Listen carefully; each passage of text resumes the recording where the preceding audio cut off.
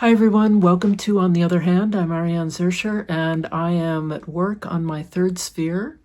This one I'm calling What Remains, and it's the result of my second sphere, which I called Banned Words, Broken World. But this one, this is the aftermath. This is what happens next. So I'll turn you around and you'll see what I'm up to. This is the piece that I did before. I added some of this silken pearl because the color was sort of perfect with this bit here. And I decided to take some of my, the linen that I got in Bergen in Norway and did some up here. I may do more, I don't know. This is a little piece that I'm now working on. It's gonna fit kind of in here like this. So I wanted to just sort of see, I like the idea of this getting carried over. And then I have this large piece here, which is very weird shaped. That's okay. And let's see, I am putting that here, and I'm going to carry this over on this part.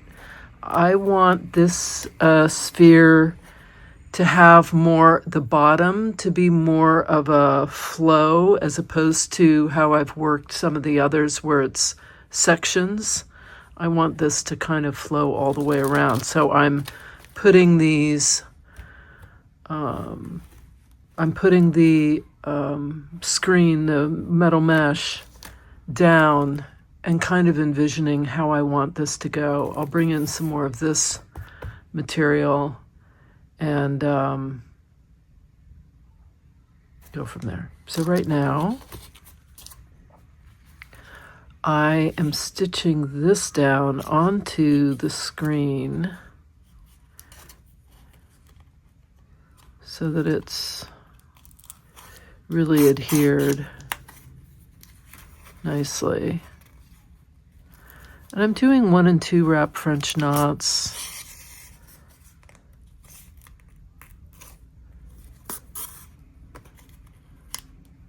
This sphere is all about what remains.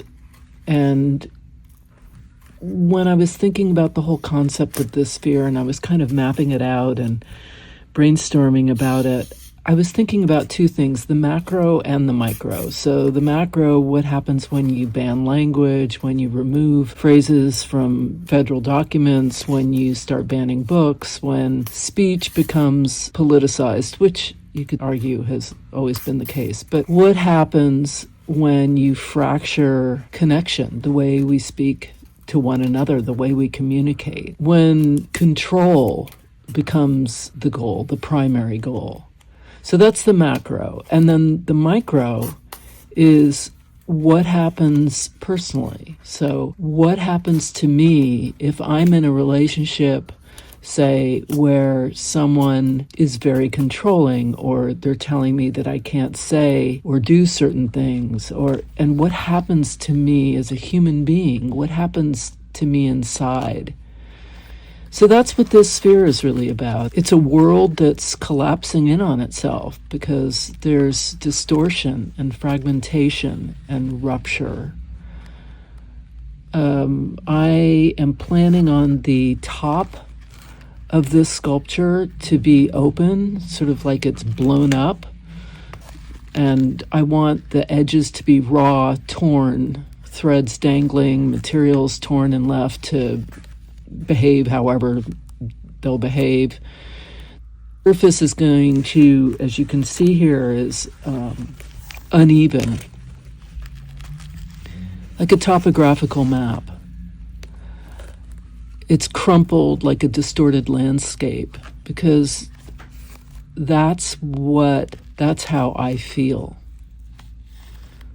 And I'm just kind of every now and then sort of putting it up against this just to see how it's kind of flowing, if it's flowing.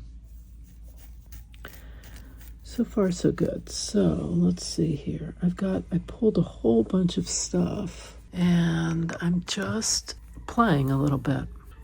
tearing stuff, getting some of these raw edges. I'm also thinking about the flow and overlap so that there aren't obvious seams, so I'm thinking about that. This is stuff that I can put, this might be a better color, later. I also found this little bit. This came from my vessel, and I loved this. This is a paper collage with acrylic paint and stencil. There's actually newsprint in here. But I thought that might be a cool thing to add somewhere.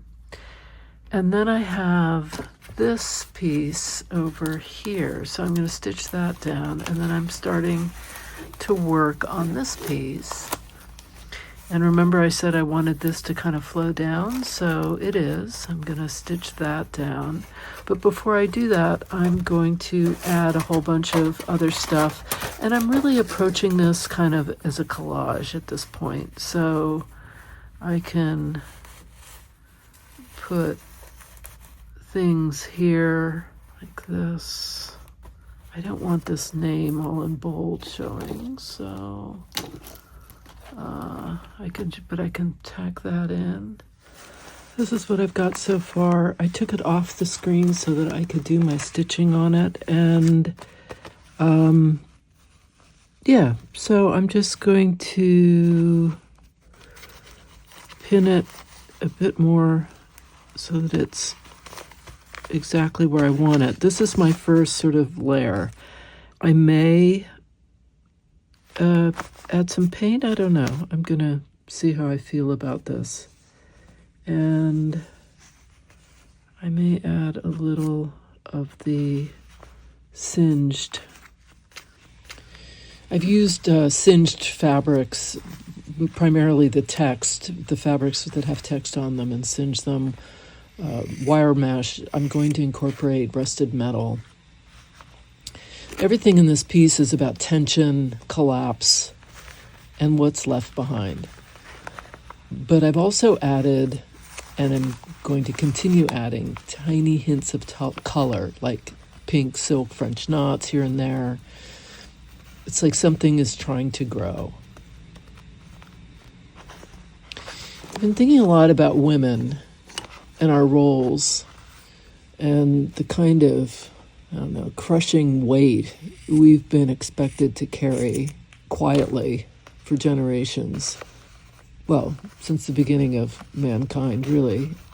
And that includes examining my own life and how I've played a role in that, kind of accepted my fate, as it were, and how, after years of not seeing it, or seeing it but kind of doing it anyway, suddenly it feels all really, really visible and really, really not okay. It's that thing of once you see it, you can't unsee it kind of thing.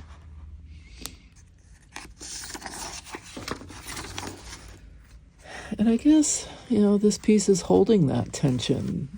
There's hope and grief and resistance. There's change. It's personal. It's political. It's emotional. And that's one of the reasons I'm not creating those sections anymore. I wanted to work more as a whole. Like, instead of learning a word, I'm learning the whole phrase kind of thing. And I'm trying to make sense of it all through the form and the material I'm using.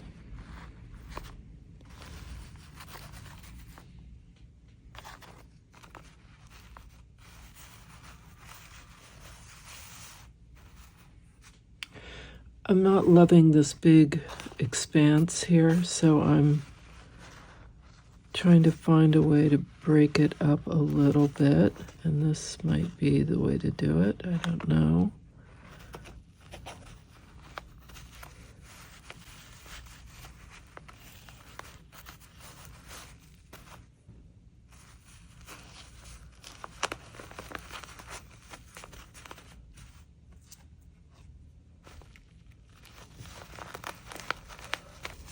Some of this rice paper because this is very, very dark. I do have some little bits here and there to lighten it up, but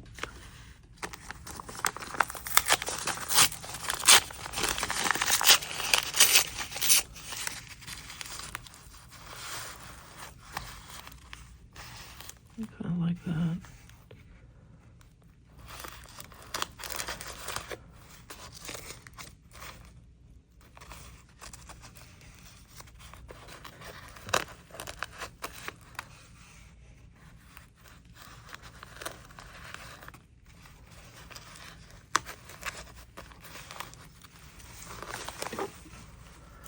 Okay. In any case, this is enough to start things off. And I can then add as I go. But this is how I'm going to begin.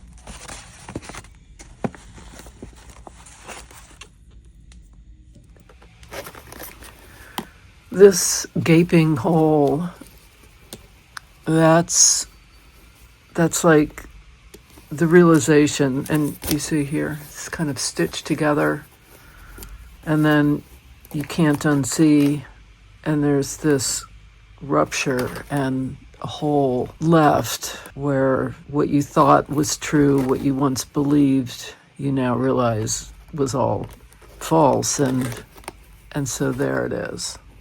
And I may have something coming through at some point, I don't know, maybe, representing growth. But this is right now the rupture when you can't pretend anymore that it's all okay. So here it is. And this part is going to go like this.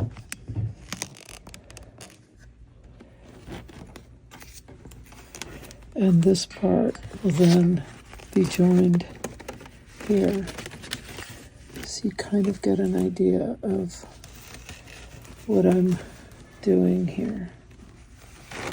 And we'll go from there. It's pretty cool.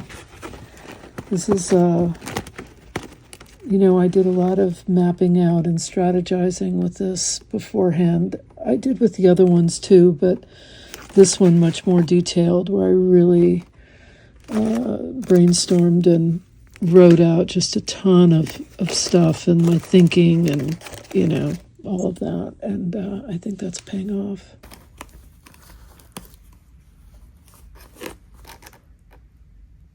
Okay. I'm adding the blue here. And I really want to add a little color because I can't help myself. And also because I have to live my life with joy, no matter what's going on. I have to find ways to find joy. I have to find love. I have to find laughter, and I do. I look for it, and I find it, and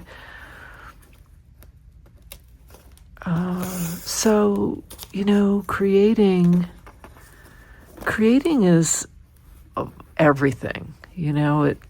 I feel everything as I'm creating, but it's also a way of bringing joy into my life. And no matter how awful things may seem, I try to remember that everything changes. It's always changing. It's like the weather. It's pouring rain right now outside here in New York City. I just looked out and I couldn't believe it. I mean, it's just pouring. But I know that rain is going to stop. At some point, it's going to stop.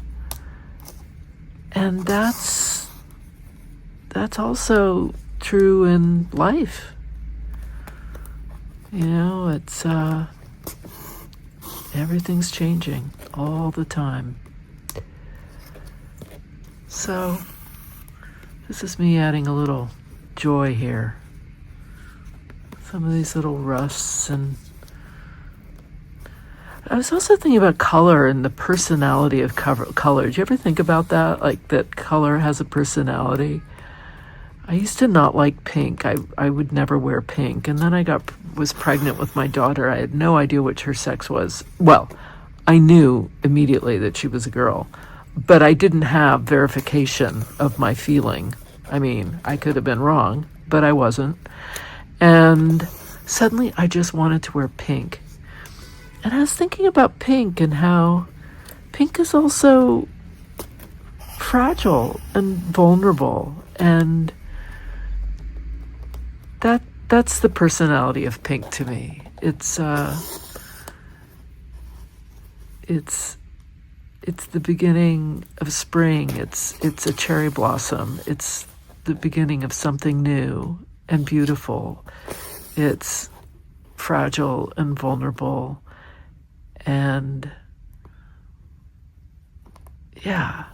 and then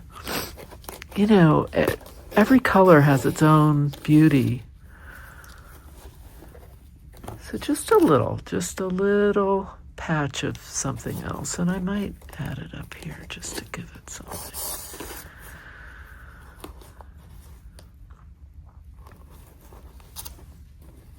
Just a little surprise of something else.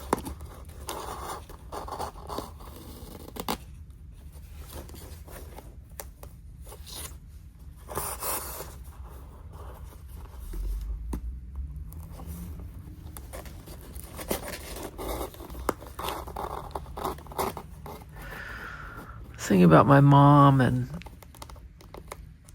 how when she died, I was just overcome with grief. I was just devastated. And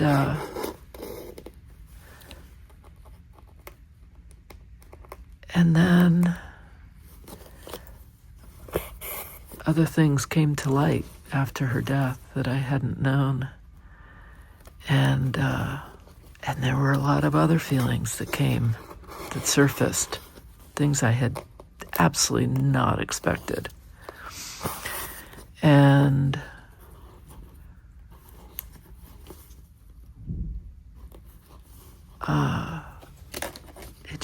it's a reminder, and as a result of that,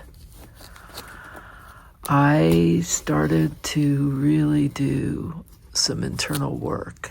I had to dig really deep. I had to figure out, what does this mean? Does it mean anything? But my world was rocked pretty dramatically during that period. But what came of it is what I'm doing now. And that's really exciting, So I think that's the thing. Through horrible things, when horrible things happen, when there's tragedy, whether it's the death of someone that you love, whether it's some, seemingly awful thing, something horrible that's happened,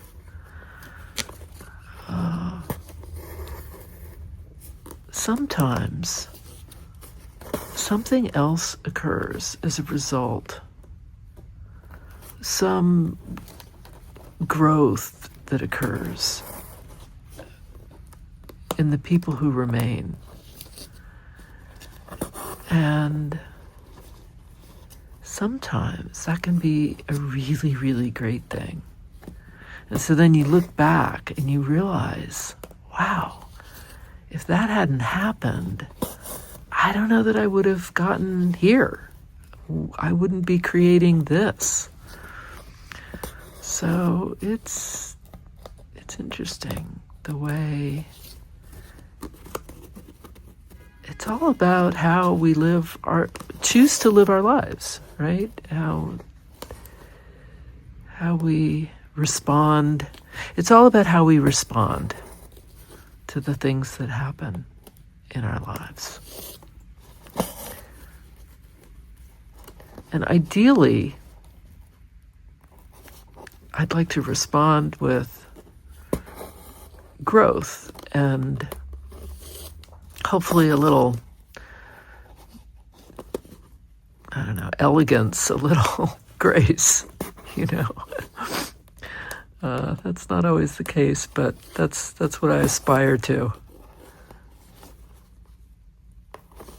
Which reminds me of that parable about, I think it's a Zen, I don't know, it's a story, I've heard it in different versions, but basically, and I'm totally paraphrasing, there's this guy, this kid, this family, this farmer, there's this farmer, and his son is working in the fields with him, and he has a terrible accident, and he breaks his leg, and everyone's, oh my gosh, this is terrible, I'm so sorry. And the farmer says, maybe good, maybe bad, who knows?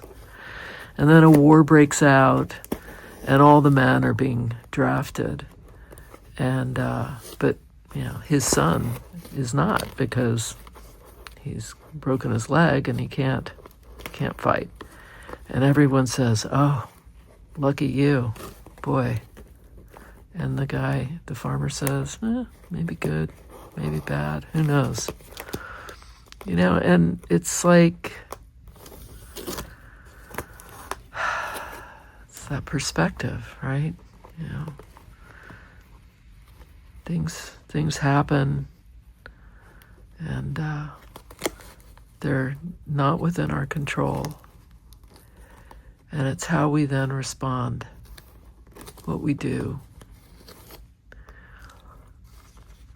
And we can't know what's going to happen in the future. We can't know what good might arise as a result. So I kind of cling to that. All right, this is such a typical thing for me to do. I got to close in on this, just because this is like a moment of hilarity, right? All right, so I've got this much. So instead of just ending the thread at this one, which would have been, the reasonable thing to do, I do another French knot, because I've got to use every little bit of that thread that I've got. And now I'm going to spend, 10 minutes trying to thread this thing. And I should just put a knot and call it a day. So that's what I'm going to do. And you know what? I'm going to literally put a knot and call it a day. I'm going to knot it, and I'm going to leave this thread hanging. Because why not? But, this whole thing of like, I'm going to save that last inch of thread. I can't, let me get meanwhile it's taking me way more time and energy to do that. And I'm even going to kind of fray this. Untangle the... This, by the way, is Steph Francis. I love this stuff. Let me find it. 6-strand cotton. Oh, it's great. Love that stuff. I'm so glad I bought as much as I did when I did, because with these tariffs, who knows how much it'll cost. I just got a note about painters and the tariffs that are going to be added to the price of all my painters, and I'm so glad I had an order. Okay, so I'm just going to leave it, but there it is. Adding a little color. And I added a little gold. They say a silver lining. I decided I wanted a gold lining. Why not? I get to call the shots. This is my world. Darn it. This is my world. I'd like to end with a quote by Seneca, who said, "As each day arises, welcome it as the very best day of all, and make it your own possession." So this isn't just about what's left behind. This is about what also refuses to be erased. Thank you so much for being here with me. And if this resonates at all, let me know in the comments. I'd love to hear your thoughts. Until we meet again, let's keep creating. Let's keep finding the beauty and joy in each day. And let's keep rising up.